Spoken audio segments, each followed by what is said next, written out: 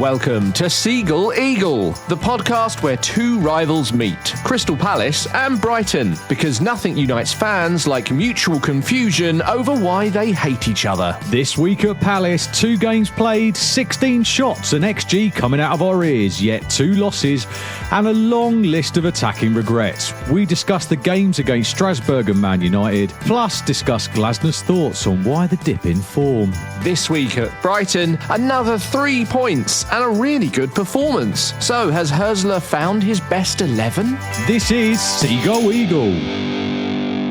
Hello, Andy. Neil. All right. I'm good, mate. I'm good. Sorry, I'm laughing already because I could just see your face. It's like you walked in the studio as if someone had killed your dog or something. Luckily, I don't have a dog, and it's not because it's dead. Look, this is the first time in 33 episodes of this podcast that I didn't want to come over next door. I didn't want to turn up and knock at your door. The times they are a changing. Well, yeah. maybe.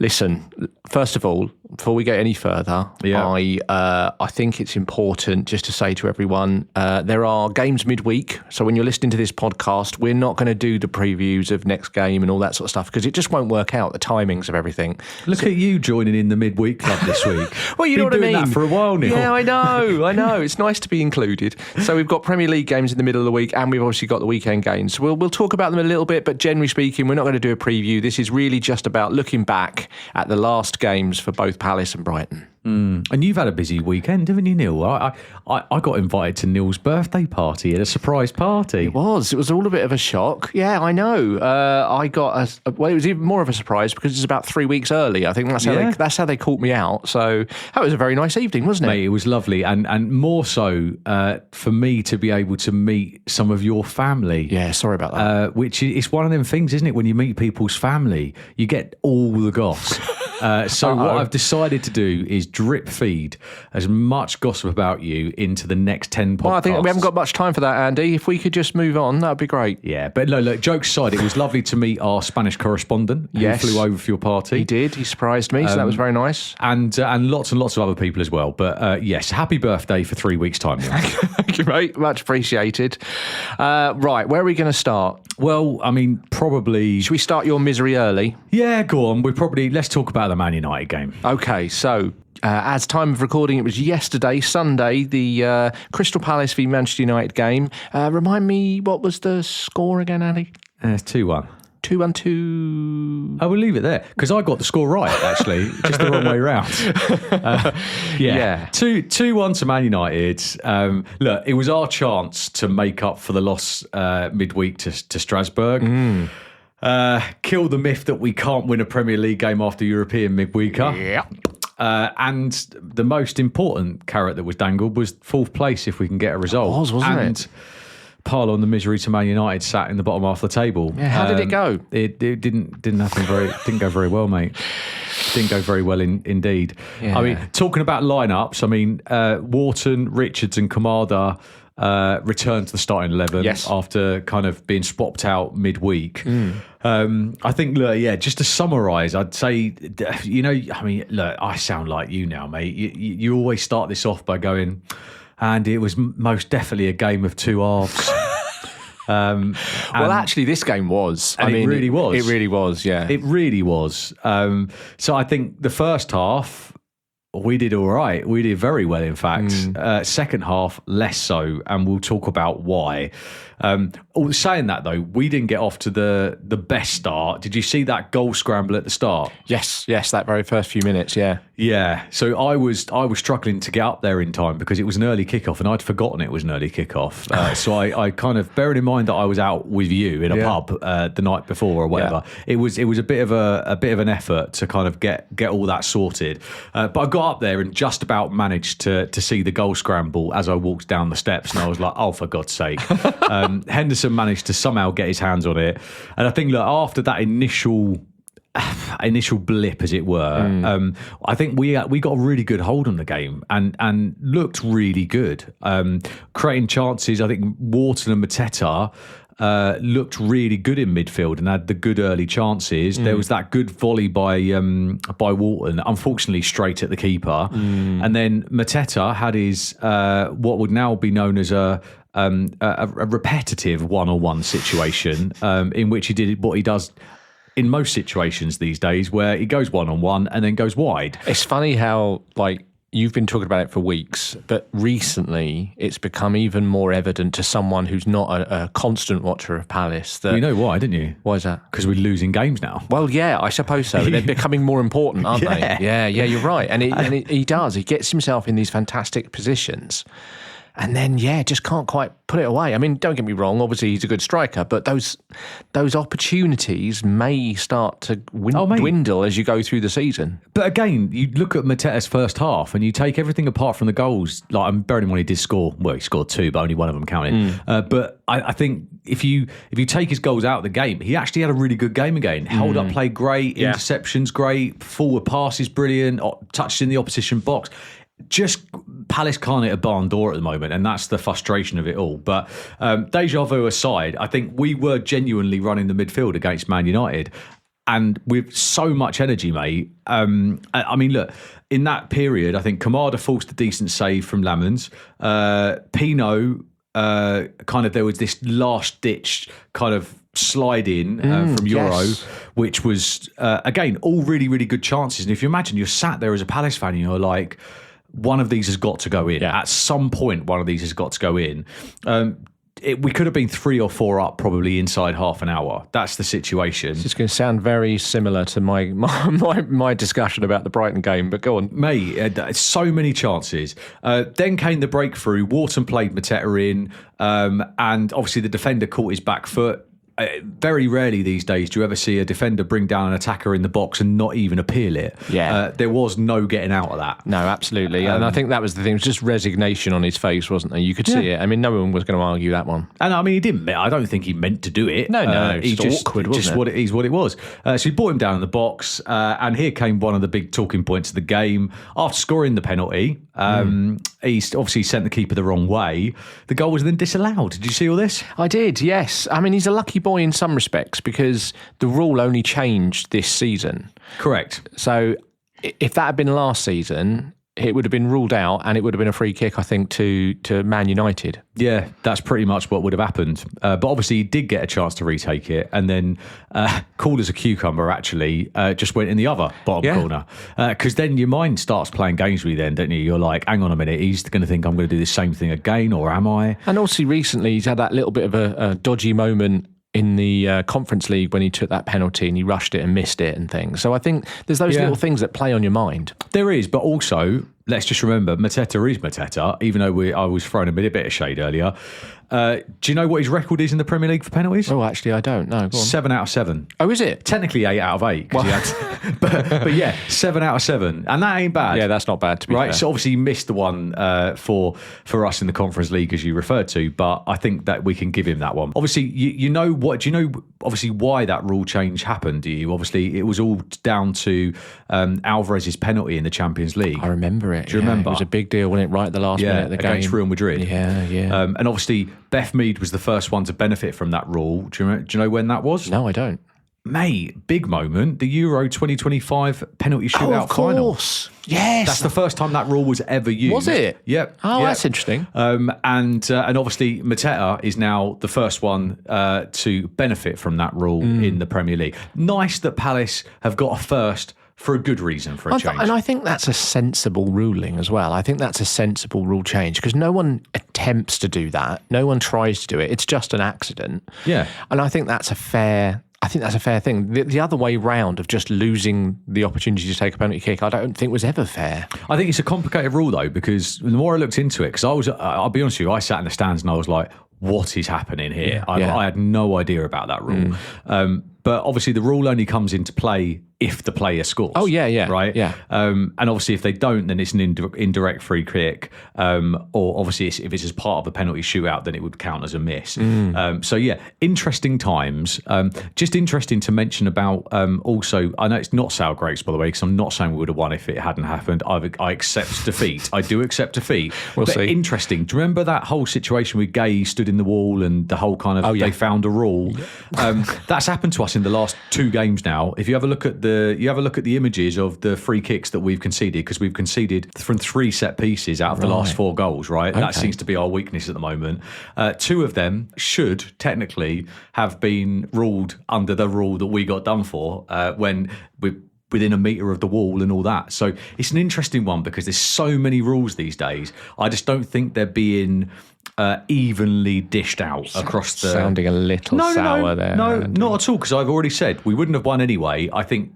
Saying that, though, it'd be lovely if these rules were dished out evenly. Mate, consistency. That's all we all ask, absolutely. Right? You take it on the good and the bad. On this one, we had a good. Right, come on, let's get to it. Right. Sarr. We talk about Sarr. He got replaced by Nketiah, right? Yes. Sarr is currently on crutches.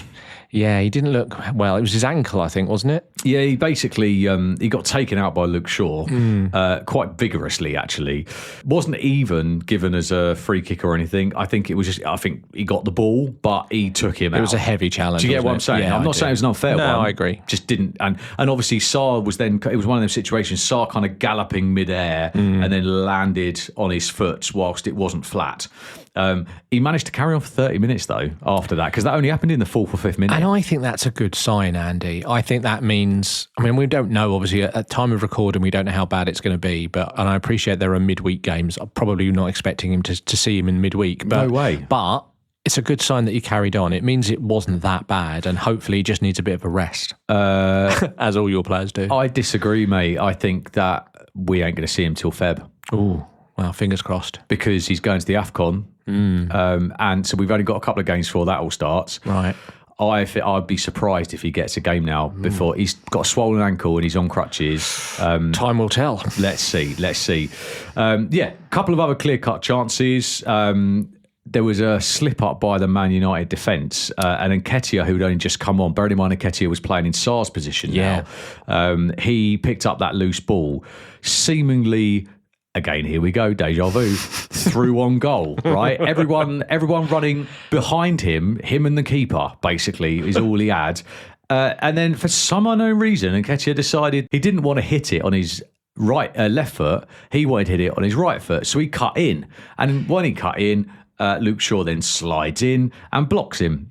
So he lost his advantage. It was a very, very silly decision, really, from Nketiah. But I guess panic is what happens when you're through on goal, isn't it? And anything can go on.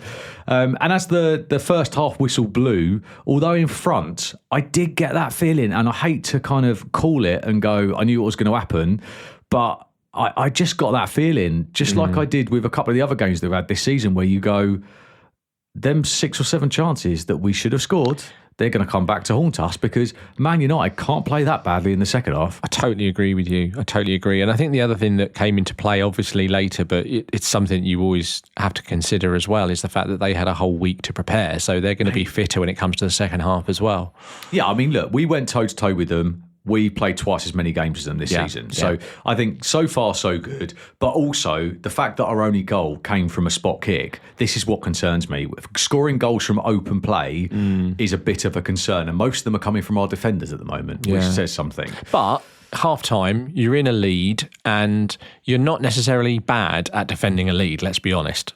Not normally. No. Not normally, but midweek lost my assurance on that, which we'll talk about later. Look, we were controlling the midfield. We were creating chances in the second half. I think they had an early chance, but not really. Let's be honest. Man United had one split of a chance in that whole game in open play. Yeah, I suppose that's fair. They scored their 2 goals through set pieces. So they only really had one proper chance in open play. And I think that's the thing that is hard to take on this one. But anyway, look, they got a free kick against the run of play. Zerkey deep in the area. Did you see this goal? I have no idea how he scored that goal. Honestly, I watched the replay now about 8 times, and I still can't work out. There is no way he knew where he was kicking the ball. He just kicked it, and he got lucky that it was literally right in the place where no one could reach for some weird reason. It was just bizarre, mate. I'm glad you said that because it would have sounded like sour grapes. No, I'm with you with this one. I can't for 1 second believe anyone would be at that angle and think they're going to be able to score. Look, if that was Haaland, I'd go, oh, he meant that. Right, this is Zerke. He hasn't scored for like 17 years. So for him to put that in the back of the net, you can't tell me he meant that. He just punted it at goal, and it just worked out that it was exactly where your goalkeeper wasn't. I mean, it sort of went under Henderson's arm and above his leg. You know, that sort of mid-drift area where you just can't quite. It was very unlucky. You just wouldn't expect to mate, honestly. And I think the whole stadium just went quiet with like, what? Well, not the whole stadium. I mean, Man United went mental, and there's usually quite a few travelling Man United fans in the home end as well. Talking about the Man United fans, here's my observation of the Man United fans from that game on Sunday, that they were the loudest away fans that I have seen at Palace in a long time. They were probably just really pleased they didn't have to go on the motorway to get to a game. Well, yeah. But also, they were also the quietest away fans I've ever seen. As in loud before they went behind. When it's all working in their favour. When they were 1-0 down, I didn't hear a peep out of them, honestly. And then it was just something else. They were so loud, mate. So loud. Anyway, Mateta had another good chance on the hour mark, run at the defence. What did he do? Curled it just wide. Just wide. This is the problem with Mateta, right? It's very rarely does he hit it at the keeper. He'll always go for the bottom corners, and obviously it didn't quite work out. And then as Palace tired, Man U grew in confidence. What we all thought might happen after that Thursday night disgrace. Yeah. Another set piece would be the nail in the coffin. Fernandes took the free kick, played in Mason Mount, and Mason Mount did what he doesn't do often. Basically scored. And I think, truthfully, if you looked at this, the camera behind the goal showed it perfectly. Henderson was trying to arrange the wall. Whilst he was doing that, the referee blew his whistle, and we had what would only be deemed as half a wall and kind of the other half with a couple of Man United players in the middle of it. It just didn't. There was a wall that was not in front of the goal. Well, no, I think that's a little bit over the top. I would say that they should have had time to get themselves in order. They did sort of get in order, but because Bruno Fernandes took it short, obviously the wall then broke up because the ball was in play, as it were. He just passed it to Mason Mount. And I think that was probably one of the biggest issues, that the wall then didn't stay intact as such. Pino in particular, I noticed, just took about 2-yard big step to his left, and also went side on, made himself even thinner, all those sorts of things that happened. Yeah. It was just really not good play from that perspective. From a team that generally, Palace, and I'm being fair here, generally are really good defensively, that situation was really poor. Mate, last season, I think we were the best, if not in the top 3 for defending set pieces. Yeah. This year, 3 of our last 4 goals have been from set pieces that we've conceded. It was a bit of a shambles. And look, Henderson was livid, absolutely livid about the whole situation. So that was 2 set pieces they've done us by. And then I think, look, our first real chance from the second half was a header from Nketiah that landed just wide. Mate, look, we just looked tired. And for a good 20 minutes, no exaggeration, I don't believe we won a single header or a single second ball for that 20-minute period. It was tricky. It was very, very tricky. Glasner made 3 subs, and I think he made them and gave them a good sort of 15, 20 minutes as opposed to the 5 or 6 that he normally gives them, because he could see that. He brought Uche on for Pino. Yeah. And Uche, who I've been sticking up for as give him a chance. Yeah. Understand why Glasner hasn't been giving him a chance. He was shocking. Oh, I think that's unfair, Andy. He was. Yeah, he was shocking, but that's because you've not given him a chance. You can't then expect him in the 12 minutes that he had, plus injury time. 20 minutes, I think, on that game. He came on the 78th minute, was it right? 78? Yeah, okay. And then obviously injury time as well. Let's say 20 minutes to be fair to him. He's not going to suddenly work out how to play with all his teammates and do everything perfectly when he hasn't been playing proper football. You've got to give him 10 games. You've got to give him 10 appearances. You know, you've got to give him some time to get into it. Get it? I think I was expecting the basics like, pass completion and stuff like that, which just wasn't happening. Might help. And I think that's the issue. I would never question his work rate or anything like that. No, but what my point is that, you can't expect, this is Glasner's fault in some respects. You can't expect suddenly a guy who hasn't played all season to come on and make the difference. You've got to give him time. So I think it's a little bit unfair to expect too much from him. I would say that's Glasner's fault for not giving him enough minutes in previous games. Mate, I don't disagree, but I think the facts were that he didn't do what he was meant to have done. Absolutely. And I think his average ratings on BBC and Sky and stuff, struggling to get out the fours for every game that he has come on. But there we go. Let's see. Lerma came on for Kamada and Devaney came on for Mitchell, all of which failed to really have an impact. I think is the truth of the matter. I think it was too little too late. Do you know what my one gripe is out of all of this? Just one? Well, I think he made 3 substitutions, which is unheard of, right? In terms of in quite short succession. We don't normally do that. But we're not normally losing, right? That's the truth of the matter. And I think that the one substitution that would have affected the game didn't happen. Who's that? Esse. You look at the type of player that you need in that moment. Yeah. And there was someone on that bench, although isn't in his good books and hasn't had loads of game time, Esse could have had an impact in that game. It's interesting, isn't it? Because we've been talking for so long, obviously, about Glasner, the squad numbers, all those sorts of things. And obviously we'll get to the other stuff that he talked about after the game in a minute. But that concept of only liking certain players as well. So I think, although he can talk about his squad size, there are players on his bench, there are players in the squad that he's just not playing. Well, no, this is the point, and I think this is the point. He can cry foul, but there is a decent option there that he could have brought on in terms of an attacking option that could have created chances.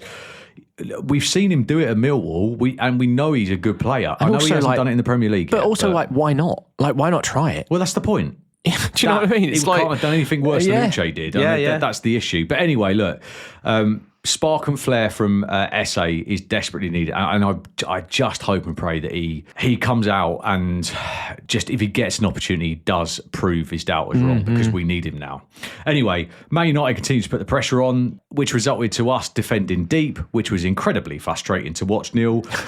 We struggled to push the ball upfield, very frustrating, and I think that when you're 2-1 down at home, you haven't lost a game since February, right? And your Premier League unbeaten home form is at risk, and it's Man United, 4th place.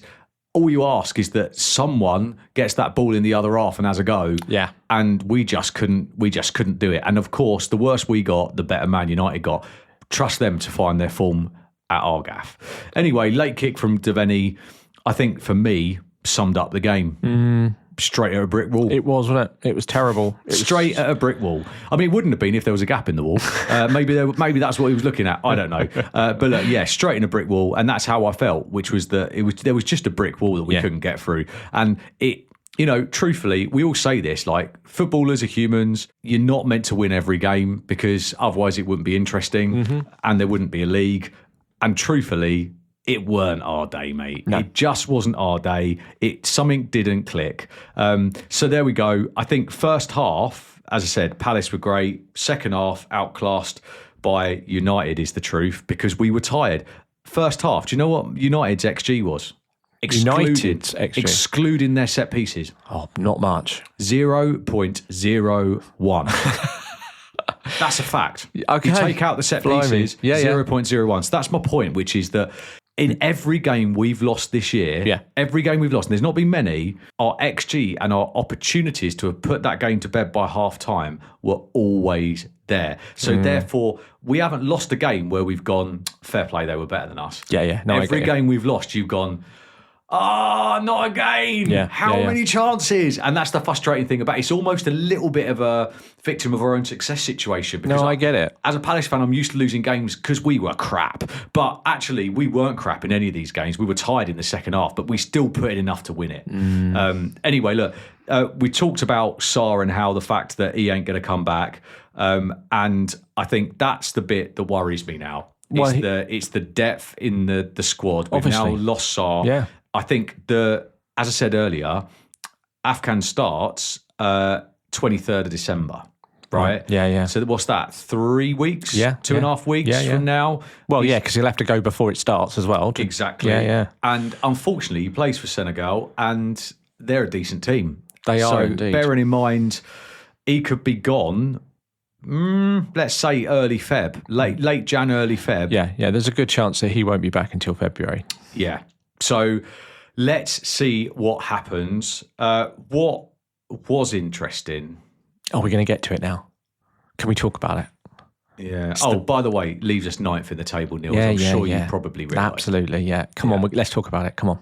Do you want me to read them out, the quotes? Yeah, if you want. Okay, so Glasner. Can I just say, by the way, can I just say to the listeners that Neil, like a little child on Christmas Day, was excitingly texting me going, Glasner's got some brilliant quotes. I think we need to definitely hide. I'm like, yes, Neil, fully aware.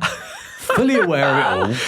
Glasner's joined the Seagull side of this podcast. He really has. So, you wish. Glasner quotes, if you play European football for the first time in your history, you should invest and not save. Can you look? If I'm going to let you read these out, can you not read them out like a dick? Can you actually read it properly? I think, he said, January is too late to add more people to the squad. We will have played more than 50% of our games. And then he said, everything was pretty clear, and I didn't say anything, but today I think it is also time to speak about it, that we missed the chance to play even better this season in the summer. Can I just say that the bloke from Austria delivered that much better than you did. Can I give you one last quote? Just one last little quote from him. I mean, mate, there's plenty of them because he said the whole thing 4 different times. Just one more that I really enjoyed. We are still in very good positions, but the chance to play an even better season, well, we threw it away in the summer. To be fair, there was some worse quotes than that, mate. Yeah, there were some really bad ones. I was trying to be a little bit kind. There were, I mean, obviously his English isn't his first language and he was using very direct language to try and get his point across. I'm sure someone, if he was speaking in Austrian, he might have come up with a better way of saying it. But ultimately, we all know where this conversation was going. And it was about time he said something. And he's probably chosen the right time in some respects to do it, before the January window, when you lose a game. And obviously, the players are absolutely knackered. But ultimately, what's your opinion, Andy, on all of this? Well, we don't need to ask you what your opinion is, do we? Well, we're going to, because we're going to talk about it. What's your opinion, though? I'm disappointed in Glasner. Are you? I'm disappointed that this is what he's done. Because this is a manager that holds himself and his players in, high regard. That's true. And he sets really high standards. Yep.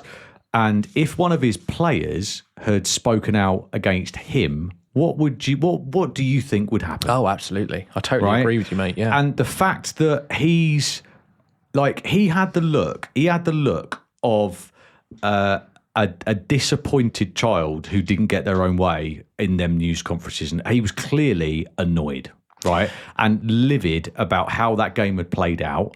And he was frustrated. He was kicking water bottles. We saw a different side to Glasner on Sunday. To clarify, I don't disagree with anything that he said. It's difficult not to, isn't it? I mean, mate, you listen to this podcast because you're on it, right?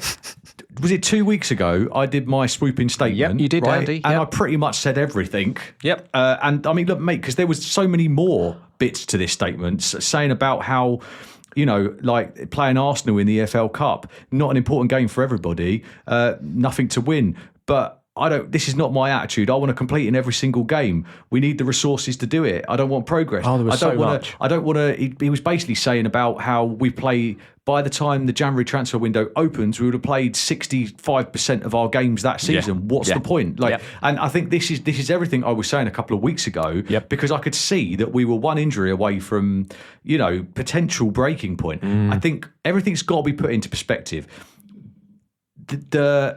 the media's picked up on this, and of course they're running with it. But let's just not underestimate the fact that any manager who's just lost their first game at home in 15 games or whatever it is, and 2 games in 3 days, when we're not used to losing, that man is a winner for a reason, because he's a bad loser. Okay, right? look. Let me ask you a slightly different question then. Okay, rather than what he said, why do you think he said it now?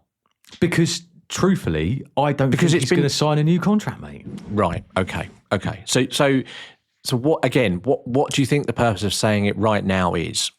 Is it because he wants to get his point across so that if Palace lose in certain games in the near future, he can say, "Well, look, I told everyone"? Or do you think he wants a way out now? No, I think I actually, and I hate saying this, but I think truthfully, it's a little bit of self-preservation. Right. I think it's like, I'm not a bad manager. It's the Antonio Conte. Yeah. And that's why I'm so disappointed in him, because what he said is, I mean, mate, listen, the way that he's dealt with this up until this point, everyone in the world knew very well all of this stuff. See, right? Everyone knew all of this had happened. No, I agree. Everyone knows that he said, if Gay's going, I'm probably going to go, and all this. But from an outward-facing point of view, he was professional and he didn't say it and all the other things. What he's done now is he's, in essence, got... I mean, look, Steve Parish and Blitzer and all the others are going to be like, brilliant. And I think the issue is that I'm having a look on the internet at the moment. There's lots of early rumours about January transfers. Apparently, pre-arrangements in place, things like that. And it looked like what I'm seeing looks good. Right. We'll go into it maybe in a couple of weeks, but I think there's early conversations that are clearly happening about players coming in, all the other bits and pieces. But you've got to remember, there's 2 sides to this, right? You've got... Every Palace fan wants to keep hold of Glasner. Most successful period in our history, 2 trophies, highest in the league we've been forever, like all of that sort of stuff, right? But no one manager is ever bigger than a club. I totally agree with you. And I don't think that, like, here's the situation, right? You sometimes have to kind of re-engineer it a little bit to put it into perspective. I do not want Glasner to go. I love Glasner. I love the football that I'm watching. Even when I'm losing, I'm entertained, all that sort of stuff. However, are you telling me that even if Glasner signs a new contract, that he's going to be there forever? Of course he's not, right? So that club have to plan for the future. And at the moment, that same guy that's just, I mean, he has literally thrown his dummy out the pram, here, right? That same guy that's just done that still hasn't signed his contract. So therefore, actually, he's not helping the situation himself, is he? Because he's not saying to the club, if you buy all these players, like, I'm here and I'm here for the project, Palace could spend £50 million in January on Glasner players and Glasner not be there to manage them. So I think there's not a full picture here in that whole situation. It's very strange. It is very strange. I think you've hit the nail on the head there, that it's about preservation and about maybe what he wants. He may already know, quite rightly, he should, what is going on for the January transfer window. They would have had conversations. They know what they're planning to do. And maybe he's just saying, you know what?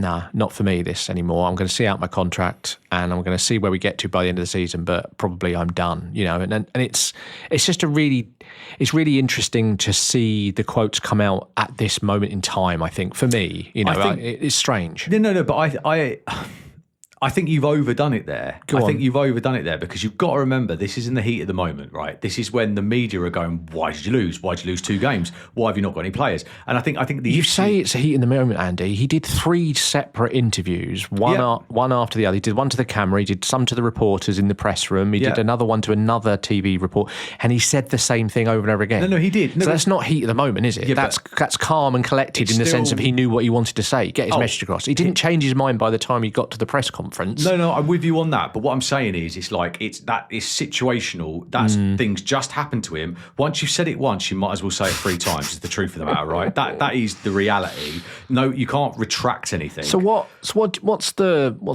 social media saying? What's the other Palace fans saying generally? What's your take on what people are talking about in the sense of those quotes? So how are they feeling? I don't. This is the thing, you see. I think from everyone that's not a Palace fan, and certainly for Brighton fans, it's big news. This, right? Because the manager's got the ump. Do you know that nice Austrian bloke, what are Palace who fans? Doesn't say much, has got the ump. The Palace fans are saying, we know. Yeah. Right? What's new about this? Yeah, Look at me, right? I know I do a podcast and everything, but I don't think I'm the most knowledgeable ever Palace fan. I'm just an ordinary guy who is like enjoying football and liking our rise at the moment. Yeah. But I know that there's peaks and troughs, and I understand that guy is probably, and I say this with the greatest respect, I think he genuinely is one of the best managers out there at the moment that there is. I don't think there's a single club that wouldn't consider him on our shortlist if they were to come up. I think, look, he's on the Liverpool shortlist at the moment. I was going to say, I wonder if he'll turn up at Anfield before the end of the season. He's on the shortlist, apparently. So I think this is what I'm trying to say. I think he's getting his head turned at every occasion. He's lost 2 games, and he's got the ump. But what it doesn't mean is that he's definitely going. What it does mean is that he's saying, this is why we're losing. Yeah. It's not because I'm a bad manager, but then don't forget, you've got players on that bench who aren't being played. So it's not as clear cut as it all sounds. Totally agree. It's been a very strange situation. Yeah. Spanish international came in. You did sign 5 players, but I think Match of the Day showed the stat, didn't they? When we talked about this at the beginning of the season, the spend and save piece, which is in his quotes, obviously. I think we're 16 million. I think we saved. We're pretty much like. I think if you have a look at the, we'll wrap this up now. I know. Sorry, Brighton fans. I'm sure you're probably enjoying my demise, but yeah, I think if you look at the financial fair play situation and the fact that we've got owners that are can substantially invest, and that's without even looking into this new guy that we've got, Woody Johnson. But I think 16 million, and then I think if you take the last 3 or 4 years, we are well in the green. We could undoubtedly spend the best part of 80 million, if not more, in January and still be well within our limits without even having to sell anybody. So I think that's the point that Glasner's trying to make, which is, why didn't you do it? And I think we didn't do it because we had no one in recruitment, because we didn't quite know what we were doing, know all and this, we were too busy with all the other stuff. That's why. I get you. That's the truth. And it will be interesting to see the next press conference from Glasner, I suppose, and see where he sits, because he's inevitably going to get asked again, and see what his position is then. In once he's calmed down and he's actually a bit calmer, it'll be interesting to see what he says. Well, you know what every reporter's going to be trying to be doing around the Croydon area and the London area now, don't you? Hunting down Steve Parish. Absolutely. Because Steve Parish ain't shy for a camera. No. And that's the interview I'm interested, because I guarantee you Steve Parish would go, there's no problem here. All right, I'll see you in a mo. Oh, yes! Did you enjoy that, Neil? I did a little bit. You haven't seen me annoyed in this podcast, and that just shows you. The UEFA bit got you a bit annoyed, didn't it, in the summertime? But actually, in the season, this is you've got to give me my moment. I'm enjoying this a little bit. Do you know what I said to my family before I came over? I was like, you take the rough with the smooth, and to do a Palace podcast with a Brighton fan and kind of not get the wrath for this long period of time. I've been very, very lucky. You have. Every week I've rocked in and gone, what's wrong with Brighton, Neil? Yeah, exactly. So yes, everybody listening, fair play to you. I'm getting my just desserts today, but it won't last for long, I'm sure. Neil, let's hear how well Brighton did against my favourite club. Yeah. The one good thing about this is that you beat Forest. Do you know what? In all seriousness, I actually did cross my mind yesterday when it happened. I was thinking, I wonder if Andy's happy or annoyed. I wonder. Truthfully, the nail in the coffin at the end of the day was when because I was listening to it on the way home. And yeah, I thought, do you know what? Obviously, the fact that you've leapfrogged us now in the league, that's the bit of it that really annoyed me, actually. Oh, really? Yeah. Oh, dear. Yeah. Nottingham Forest 0, Brighton and Hove Albion 2.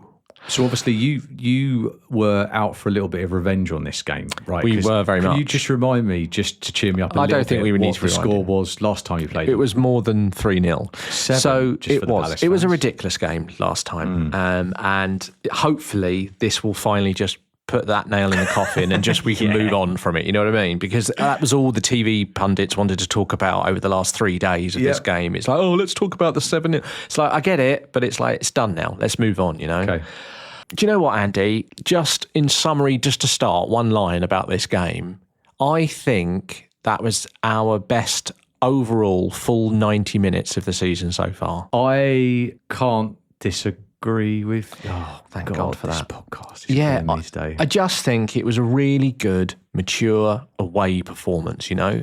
Look, I'll get into all the details, but I just wanted to say that because I've moaned a lot over the last few weeks. Yeah, you have. And And, I might be moaning again. We never know in the future. But what I would say about this game is that from minute 1 to minute 95, whatever it was, I felt generally that it was just a really good performance. Very different types of performance through the game, different things that were needed. But overall, it was the first time I looked at it and went, you know what? End to end, we did well there.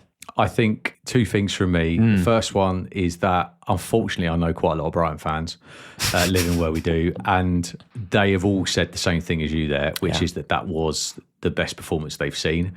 So I'm pleased for you in that respect. I can see that in your face. Yeah. And I think, secondly, my take on it was tactically, your big man got it right. Specifically finding Nottingham Forest's Achilles heel, which I think was on the left side. So your choice of winger there, I think, was a tactical masterclass. But I'm sure you're going to tell us all about that. Well, absolutely. I'm more than happy to, Andy. More than blooming happy to. So let's talk about lineups first. There was a few little changes, a few little things that we needed to look at. So there was only actually one change to the lineup from the last few weeks, and that was Carlos Baleba dropped. Do you know what? You should have done that weeks ago. Of course we should have.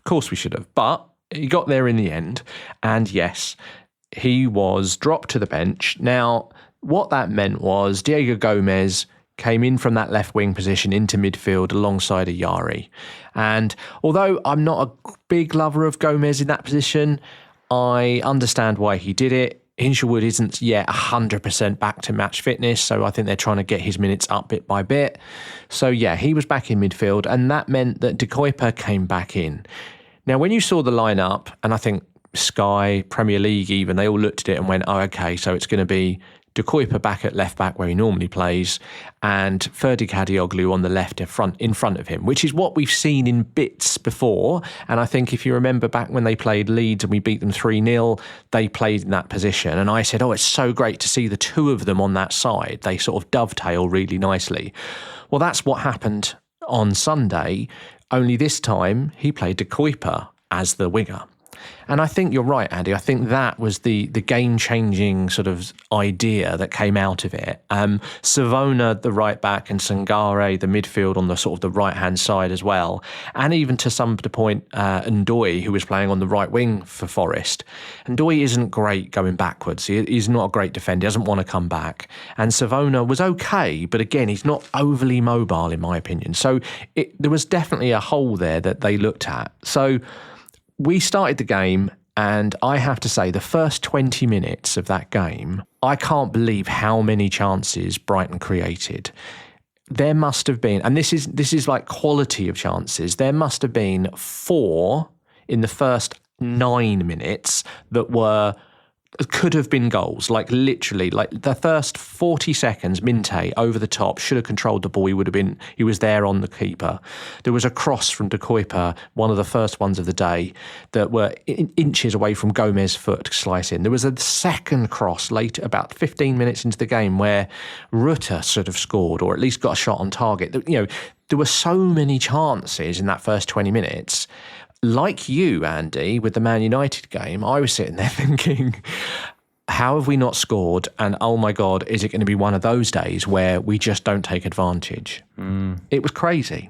Cheer up, Andy. It's all right. We got to like 25 minutes, right? And we had played some really good football. They hadn't created anything. And I was feeling confident to the point of thinking, okay, I don't think we're going to lose this game. But at the same time, I've seen this movie before. Maybe we're going to get done on the counter or something like that. They were tired though, right? Because they just played on Thursday. I looked at the lineup and there were a number of changes. Were there? Yeah, but you're absolutely right. They definitely were like hungover, I think is probably a good way to look at it, when the way they started. They tweaked their tactics about 25 minutes into the game, and that slowed us down. And I think Lewis Dunk even spoke about it in the press conference afterwards. He said that they changed the way they were defending, and they went man for man.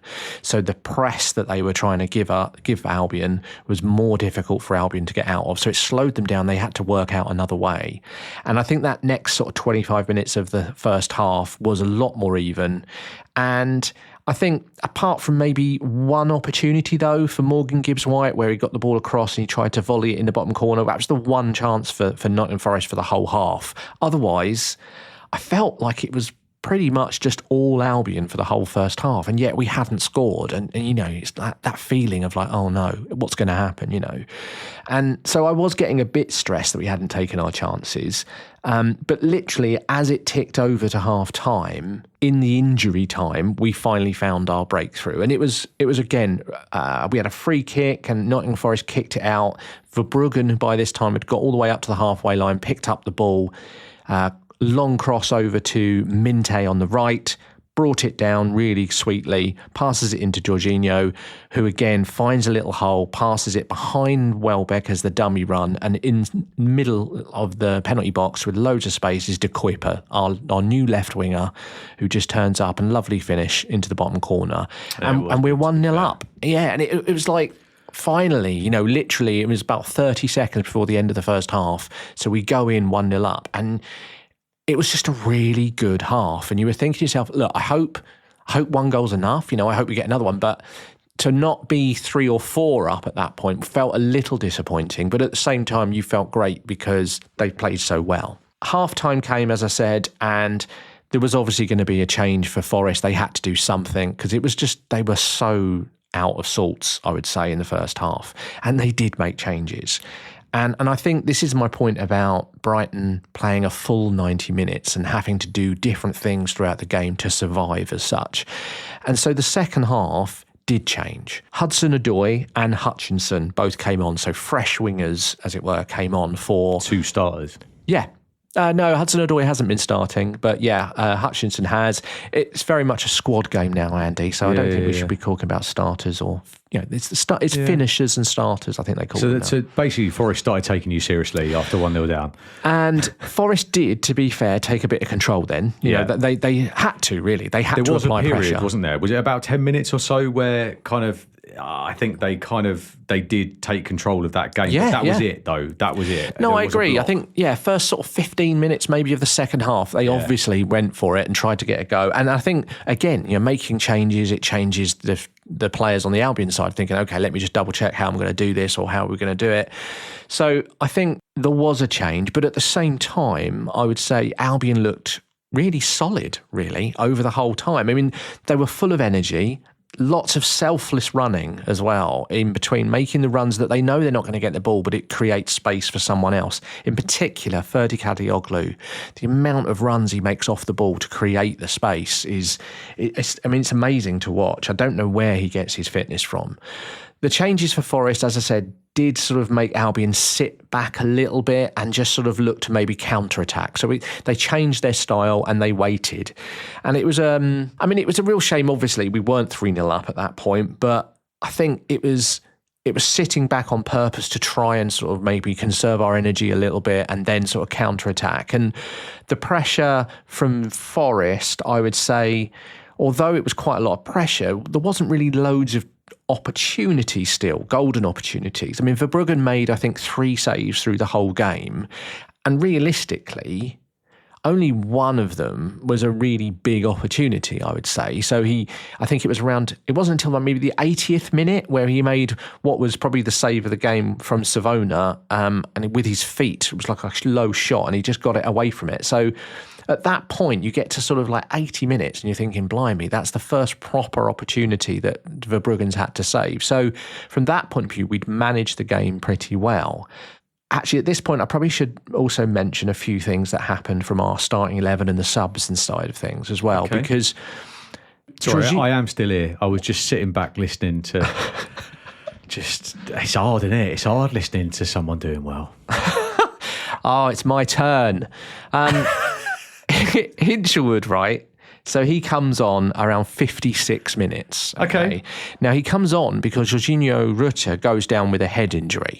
Oh, is he all right? He goes down with it. It wasn't that bad. I mean, it was a bit. I can't remember exactly what it was. It was. It was Hudson-Odoi. That was it. He basically went to cross the ball and it went straight in Rutter's face from about a yard. So it's going to hurt, obviously. Yeah. Rutter goes down. So they bring everybody on and obviously start doing the normal concussion checks and all that sort of stuff. And he's fine-ish. Like he gets up. He's getting up a little bit slowly. Does that mean he's got to leave? He's got to. So. Oh, go on. I know what your question is. Does that mean he misses the next game? So concussion protocol means that if he is concussed, he has to have at least 5 days, I think it is the window. So that would mean midweek he misses, possibly he will miss the next game for West Ham as well at home next weekend, but we'd have to see. So he goes off, but what Brighton did at that point is they didn't nominate a concussion substitute, which is the option they can have to extend the number of substitutions they can make. Instead, they said no, normal substitution.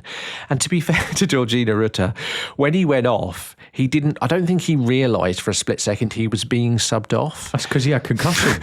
and he was walking diagonally. Do you know what I mean? Like, so they walked him off, and obviously then they started walking him towards the tunnel, and he's like, what are we doing? Why am I going down here? And then he looks back and he can see Jack Hinchelwood going on for him, and he's like, no, I'm fine, sort of thing. You know, they take him down the tunnel. He's back on the bench within 5 minutes and stuff. Right. And Fabian Herzer after the game did say that they're very sure that it's not concussion, but they just didn't want to take a chance. But having seen him, and the doctors have seen him afterwards, he's fine, sort of thing. And I think he did still that. Trying to find himself in the tunnel. Just got this image. Where's everyone gone? It was. I was like, why am I going down here? It was very funny to watch in some respects, but I wish you well, Jorginho. So yeah, Hinchelwood comes on, and again, Hinchelwood coming on means Gomez, who's a little bit unpredictable, goes back into the 10, and Hinchelwood in that midfield, I think, makes such a difference. You know, he's such a calm player and knits everything together. So that was really good to see him back. Well, he did all right when he came on the previous game, didn't he? Exactly. And I think that's the nice thing, that Hinchelwood, 56 minutes he came on, so he had a good 40 minutes under his belt again now. So he should be close to starting soon. Simas came on for Welbeck probably earlier than most of us expected as well. He came on at 65 minutes, but again, it might be because we know we've got a game in midweek. So that might be the reason why that happened. And he was a live wire. And I think, again, that probably helped our counter-attacking style in the second half, because he's quicker than Welbeck for obvious reasons. And then the other things that I probably wanted to mention were Blaber, Gruder and Veltman all came on with 10 minutes to go.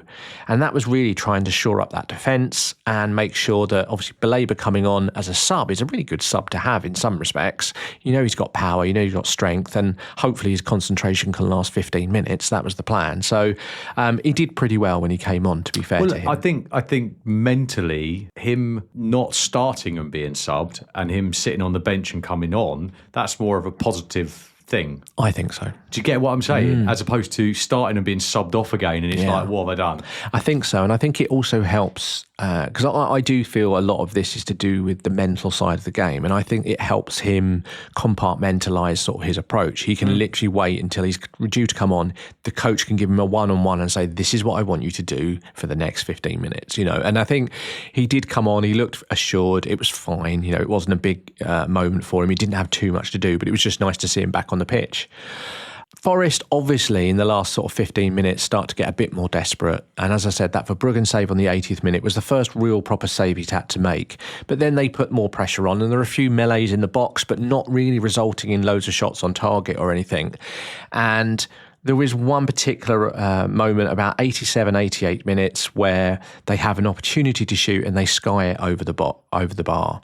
And it did feel a little bit like you were holding on at that moment. I agree. I'm not saying that it felt inevitable they were going to score or anything, but it did feel a little bit squeaky bum.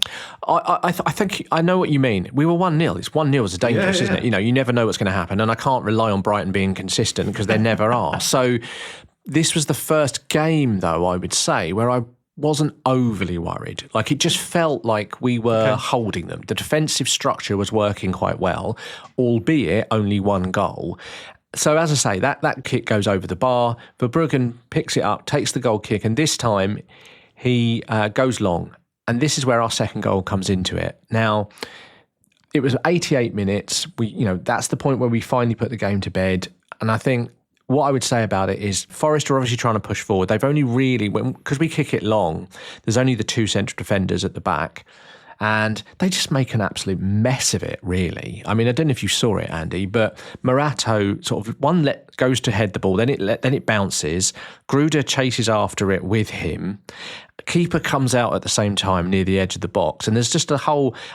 Gruder. Blimey! I don't know if you saw Gruder. He looked like he'd been shot by a sniper in the crowd, and he didn't get touched. Really? Honestly, awful dive. Please, Gruder, stop doing that. Oh no, I did see this. I did see this. Terrible. Dirty Brighton again. I get it. I know the whole look. It's the last minute of the game. Let's see if we can get a penalty. But that was so bad. He should have got booked. The funniest thing of the lot, though, was the fact that when that sort of collision between the three of them happened, Gruder dives on the floor, looks like he's been shot, as I say, and Morato sort of touches the ball and goes to sort of almost turn round with the ball. And because he does that, there's this little hole between him and the goalkeeper, and the ball is just ripe, just sitting there. Toe poke of the season so far. Simas just toe pokes it, goes straight in the back of the net. And Gruder, who looked like he was dying for half a second, suddenly jumped up and starts running over Simas. It was like hilarious, really was. And I don't condone diving, and I hate it when my players do it. So please don't do it, Brajan. I really don't want to see it. But 2-0 up, 88 minutes. Cue away scenes in the away end, everyone going mental, and I'm not going to go over the game too much more than that. The bottom line is really good away performance. We were hard-working. We had improved decision-making throughout the game, I would say, as well. Now, there's still room for improvement, but throughout the team, and I think this comes from continuity, players started to understand what was asked of them and where their colleagues would be at certain moments in time. And it looked so much more cohesive. And the left side, look, I've got to talk about it. Kuiper and Kadioglu, it's so fun to watch, Andy. Honestly, they work so well together. One will go, one will stay. There's two different options constantly because one's right-footed, one's left-footed. Kuiper's crossing, his ability to cross that ball into that sort of corridor of uncertainty was just fantastic to see. And although maybe I'm still not quite comfortable in the centre of midfield seeing those two play, Gomez and Ayari. I am kind of hoping Hinshelwood will help that at some point. I really can't complain about a 2-0 away win. That's just fantastic. Yeah, do you think that's? Do you think it's going to be stick or twist with the formation and the starting lineup now? Do you think that's now? Do you think that was a tweak for Forest, or do you think that's something that's going to kick in going forward? I think that's a tweak for Forest. But having said that, for Hösler, usually if something works, he will stick with it. The only problem we've got is that we've got a midweek game, which inherently means we probably will make changes because we've then got another game on Saturday. And generally speaking, for most managers, they will want to make a few little changes to keep certain players fresh. Having said that... I don't know what that's like. Having said that, the game on Wednesday is against Villa, who are one place ahead of us. The game on Saturday is against West Ham. So if ever you were going to make changes, you probably wait for the West Ham game. So we'll have to wait and see. But as I say, it was a really... can't beat Villa. That would be awful. Andy, I can't imagine we will, but if we do, that would be the best result of the season if we beat Villa in the form that Villa are currently in. Look, we're moving ahead. Don't want to talk about that. Let me just say, last few points, right? So obviously that means that Brighton are now currently in 5th position. Now it sounds fantastic and I'm really happy because it means we're 3 points away from 2nd. But also, if you look downwards, we're also 3 points away from 10th. Yeah. I knew you were going to say that and that's why I've said it. No, but it's true. It's ridiculous. And this is the point, right? And this is exactly what we said, which is that if you win a game, you're fighting for Champions League places. Yep. If you lose a game, you could be down in the bottom half. And this is why I think it's going to be the most exciting run into any season ever. I think we will have to wait until we get to around end of January. That's when the things usually even themselves out and you get to that point. Once you've got past Christmas, there's a winter break and all that sort of thing, AFCON, all those things. Once you get to the end of January, I think hopefully you'll start seeing the league sort of fan out a little bit and there'll be a bit more space. The bigger squad's starting to do it. I agree. Yeah, exactly. So 3 points away from 2nd, but 3 points away from 10th. Mad. And it just highlights how close that league table is. One last point, by the way. We have had, if you look at November as a whole, a fantastic month. Last month, the month before that, so September and October, right? We won one, drew one, lost one in both of those months. Okay. In November, as a whole, we've played 4 games. We've won 3, we've drawn 1. We've conceded 1 goal. We've got 2 clean sheets. Like, that is a really good month. And that was the consistency that we've been asking for. And if you think about the number of changes that Hers has made to the team, you would say the last 4 games, we've only seen a couple of changes. He's really started to firm up who he's expecting to see in that lineup now. So I'm hopeful that that can continue. I'm really pleased for you. I can see that, Andy. I can see that. But it's been fair play, mate. It was a good look. It's a good win, and I think I look back at our Seagull from Spain. I don't know if you remember, he made a prediction to say could be fighting for the top 6, which I laughed in his face. I laughed at Gary all the time, but in particular for that one, yeah. And Gary's the one laughing right now. Whether that would be the case later on in the year, we shall wait and see. But one thing you do have that a lot of the teams around you don't is that you've got no European football and you've also got a nice big squad. Totally agree. So you never know, but I hope that it won't have a beneficial effect, but let's see. What I do know is that return Seagull Eagle fixture is going to be juicy because it could mean quite a lot. Yes, yeah. By that time, the gap might be huge, Andy. You never know. It might be just a waste of time. Oh, no, you're not going to slip back down again, mate. You'll have 4 players on the pitch or something. Yeah. No manager. He'll be at Anfield. I mean, it could all happen by then. The kit man in goal.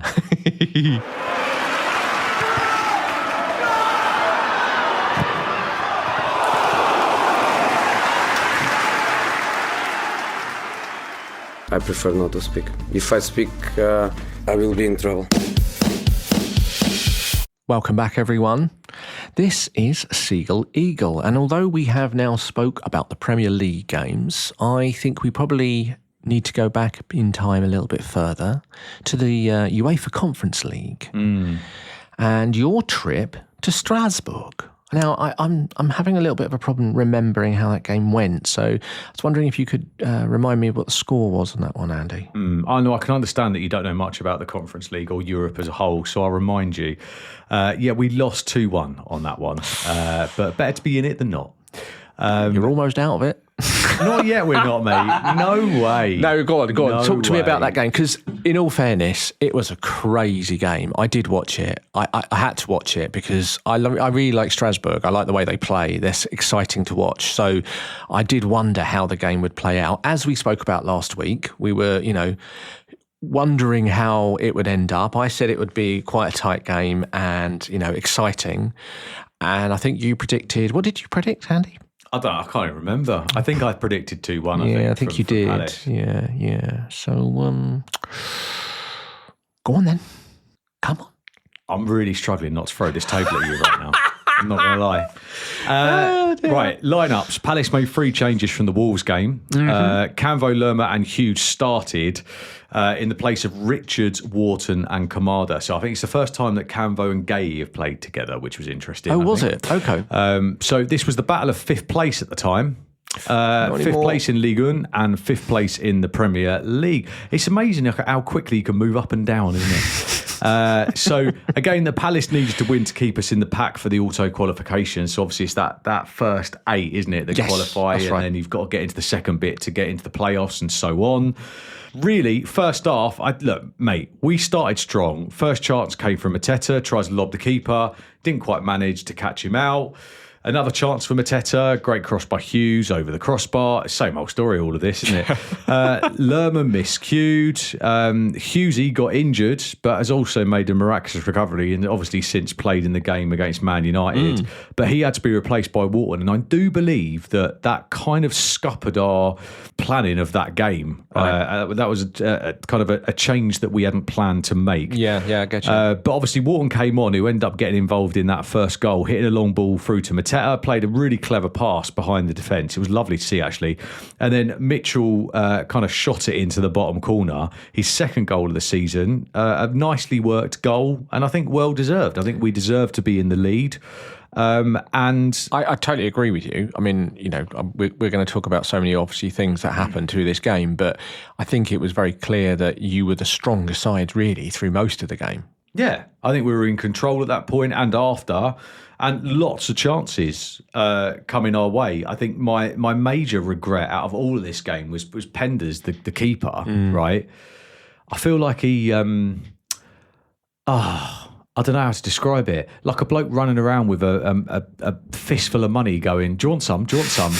And then just not quite being able to catch him. So I don't know whether that's the worst analogy ever, but do you know what I mean? As in, he basically thought he was a defensive midfielder throughout the whole game. That's tactics, mate. I know it is. That's what they're trying to do. They're trying to basically get you to come onto them. So by having a goalkeeper that looks like he's playing centre back, I mean, it was exciting to watch. I mean, from an outsider's point of view, I don't know how the Strasbourg fans don't have heart problems watching it every week. It was crazy. Well, I just think that if they'd have got us not on an off day, we would have made them pay for that tactical decision. But that's the bit that wound me up a little bit, because I was like, we're known for picking up that ball. We're known for all of that. And it just didn't, again, mate, it just didn't click. And the only where it didn't click was that final ball into the back of the net. Yep. But anyway, we did score a goal out of open play, as I said earlier, from a defence, which is not normally where they come from.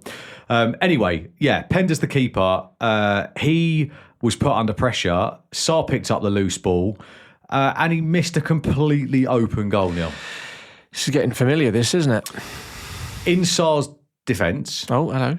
he did hit it to the middle of the goal, and it curled remarkably. I mean, you looked at it from when he hit it, and you looked at it from that front-on angle. You know when everyone's gone, missed an open goal. Yeah. Well, he did hit it in the middle. It just curled out. Yeah, I mean, he should have scored, mate. Mate, this is one of the 15 that we should have scored this week. Yeah, horrendous. But there you go. And then, I think that was the first half where we go, where you go in and you go 1-0 up, brilliant. Going to regret that. The thing is, right, so at the end of the first half, I looked at that and thought, blimey, you know, they've missed some sitter there. And obviously they're still 1-0 up, though. This could be like 3 or 4 to Palace. I honestly still didn't think Strasbourg, although they were insane to watch, at that point, I didn't think Strasbourg were going to get back into it. It just looked like you had the ultimate chances all the time in that first half. So I thought, there'll be more coming along. Do you know what? Truthfully, I thought the same. Yeah. I was sat there watching it and I was like, oh, maybe we will win this competition. Yeah. This is looking good.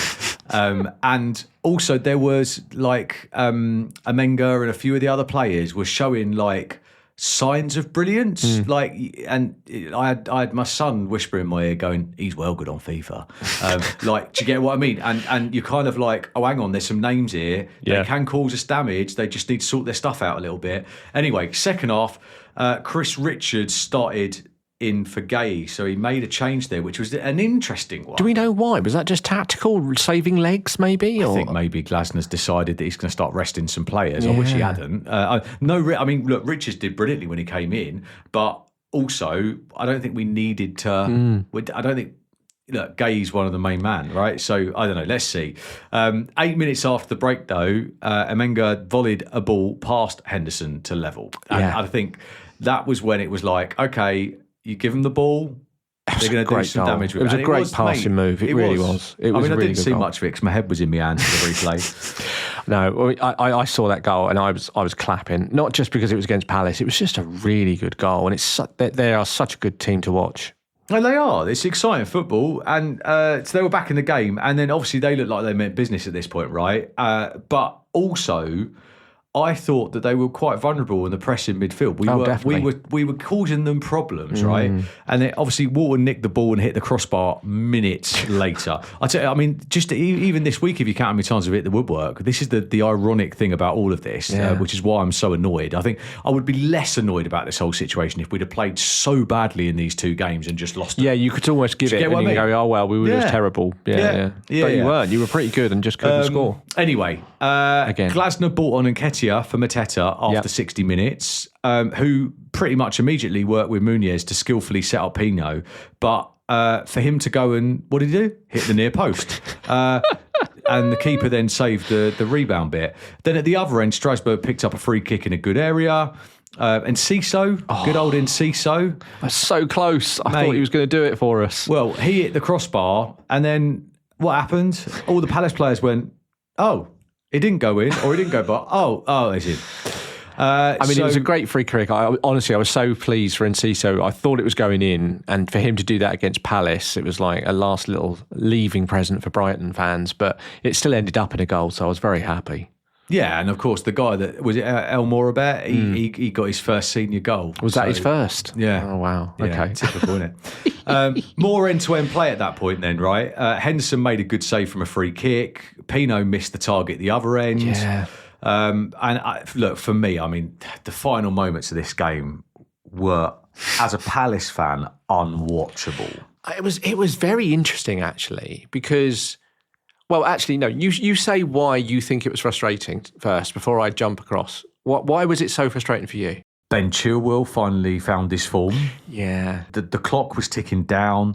We were very unlike us, right? Which is that chances were flying in for the whole game. Yeah. And all of a sudden, we go down and we can't create a single chance in that last 4 minutes.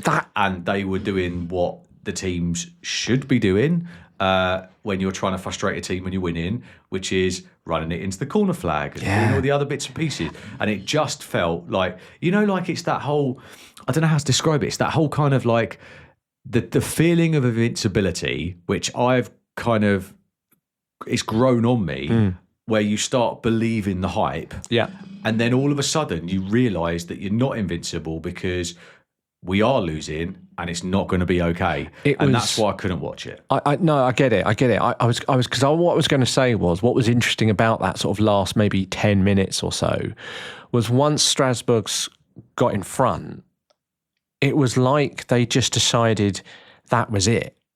Then they changed their style. Like they just stopped messing about. You know what I mean? It was like 100%. They got to like 80 minutes and went, right, now we're going to play plan B. And plan B is we turn into prime Aston Villa. We're going to time waste. We're going to go down. We're going to stop any opportunity draw for fouls. Yeah, and they did. And like there was fouls that we were making on them that we weren't planning to make, but they were making us do it. It's just, again, just all of it. Just tactically, I thought Strasbourg were excellent.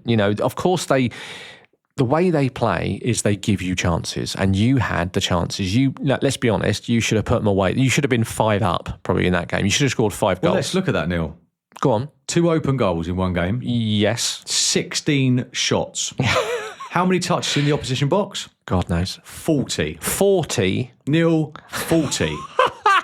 Right, let me just say that again. 2 open goals, 16 shots, 40 touches in the opposition box. And yes, Palace fans, this is a game we did not win. Yeah. And it was another game of putting all the hard work in and getting absolutely sod all out. And that's the thing. And obviously it was the end of our 5-match unbeaten run at that point, which is now turned into a 2-match losing run.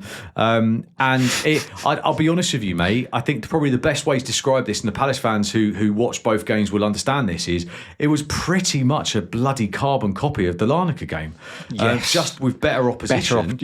Which was that we were the dominant side, creating chances. But you probably had clearer chances this game. We just couldn't convert. And do you know what? The truth is, again, same what I said about the Larnaca game. If we replayed that game out, it would have had a completely different outcome, because just by the flick of a coin, however the wind blew, whatever it would be, one of them would have gone in.